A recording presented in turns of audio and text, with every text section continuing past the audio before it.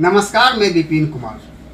मैं अभी मौजूद हूँ वैशाली जिला के हाजीपुर गांधी आश्रम में और मेरे साथ विकास जी है जिन्होंने 70वीं बीपीएससी क्रैक करके वीडियो बने हैं। बहुत ही मिडिल क्लास फैमिली से बिलोंग करते हैं। इनके पिताजी एक किसान है और माँ हाउसवाइफ है। अथक प्रयास के बाद बहुत कठिन मेहनत करके इन्होंने वीडियो में सफलता पाई है, बीपीएससी क्रैक किया है और आज इनसे बात करेंगे, इनकी स्ट्रेटजी जानने की कोशिश करेंगे। हालांकि मैं स्ट्रेटजी इसलिए जानना चाहता हूं कि जो अपकमिंग एग्ज़ाम है, 71वीं है, 72वीं है, उसमें आने वाले विद्यार्थियों को इनसे कुछ सीख मिले, फ़ायदा मिले। तो जानेंगे कि इनकी तैयारी कैसी रही, तैयारी के दौरान इन्होंने कितना संघर्ष किया, कितना मेहनत किया और कितनी कठिनाइयों का सामना करना और कौन कौन से बुक पढ़े, पीडी के लिए क्या किया, मेंस के लिए इन्होंने क्या किया, स्किल राइटिंग आंसर के लिए इन्होंने क्या किया, इंटरव्यू के लिए, सब इनसे जानेंगे। सबसे पहले तो आपको बहुत बहुत बधाई इतनी बड़ी उपलब्धि हासिल करने की। Thank you sir. आप अपना परिचय दीजिए पहले। मेरा नाम विकास कुमार है। मेरे पिताजी का नाम जगदीश राय है और मम्मी का नाम रीता देवी है।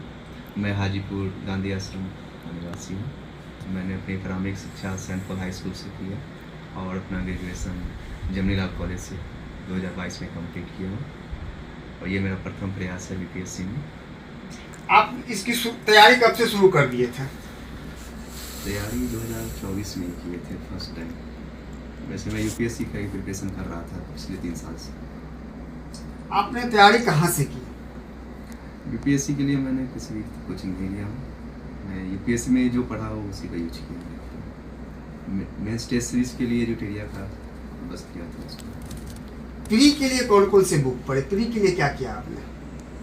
प्री के लिए ज़्यादातर मैं यूट्यूब का ही सहारा लिया हूँ और यूपीएससी का जो सिलेबस था वो भी लगभग मैच करता ही है। वन लाइनर के लिए यूटेरिया का मंथली मैगजीन आता है वो पढ़ा था और यूट्यूब पे भी कुछ चैनल्स थे उनका हेल्प लिया।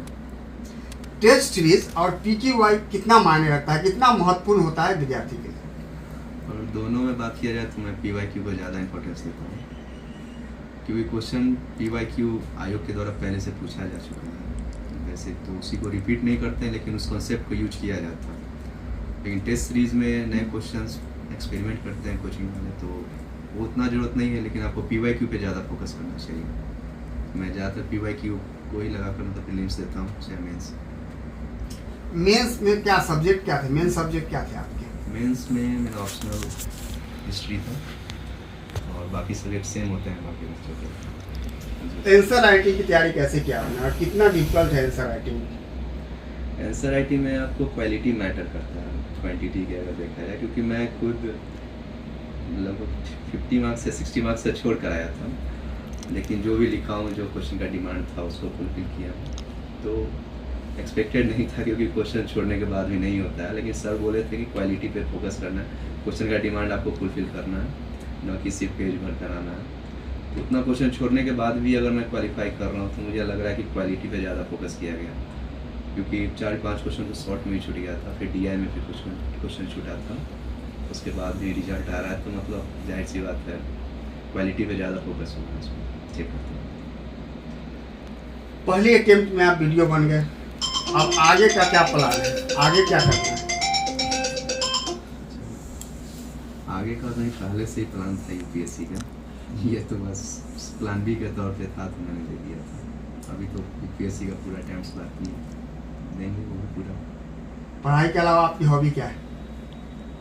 क्रिकेट खेलना था, अब तो हॉबी कुछ नहीं बचा, बस पढ़ना ही। आपके आदर्श कौन है? फैमिली में मम्मी है, वैसे अगर देखा जाए तो अजीत डोभाल सब ज़्यादा मानता हूँ, जो अभी नेशनल सिक्योरिटी एडवाइजर। फैमिली का सपोर्ट कितना रहा और फैमिली में इस तैयारी के दौरान कौन कौन लोग का सहयोग मिला आपको, कितना सपोर्ट मिला आपको? फैमिली में मम्मी पापा दोनों का और जिया जी का ज़्यादा सपोर्ट रहा। एग्ज़ाम दिलवाना होता है, कोई भी फॉर्म फिल करवाना हो, मेरा ये सब टेंशन नहीं होता था, मेरा काम से पढ़ना होता था, बाद बाकी सब यही काम करते थे। आने वाले विद्यार्थियों को क्या मैसेज देंगे कि कौन सा एक गलती है जिसको उनको नहीं करना चाहिए? गलती क्या बोले, बहुत सारा गलती हो सकता है, सभी स्टूडेंट्स अलग अलग है। फिर भी जो 72वीं देने वाले हैं खतर, उनको क्या कहेंगे आप? क्वांटिटी पे विश्वास नहीं रखे, क्वालिटी पे ज़्यादा फोकस करें।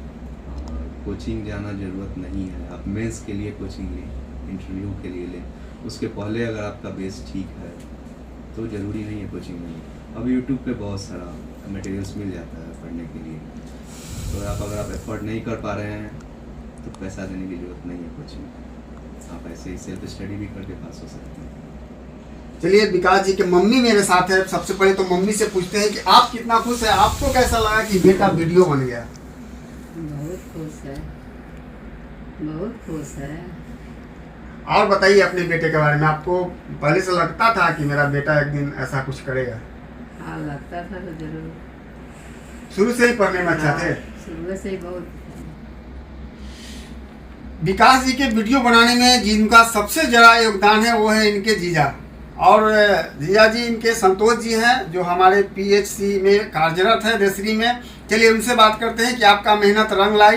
आप बहुत ही एक्साइटेड, बहुत ही रहते थे कि किसी तरह हो जाए, कैसे पढ़ना है, कहाँ पढ़ना है, कहाँ क्या कराना है। तो संतोष जी मेरे साथ हैं, इनसे पूछते हैं कि आपका मेहनत रंग लाया, आप कितना खुश है, कैसा लग रहा है आपको? बहुत अच्छा लग रहा है, लेकिन आगे इससे बहुत उम्मीद है। उम्मीद है यूपीएससी क्रैक करके इसको कैसे भी इसको यूपीएससी का रिजल्ट इसमें हो जाए। बहुत बहुत धन्यवाद, थैंक यू।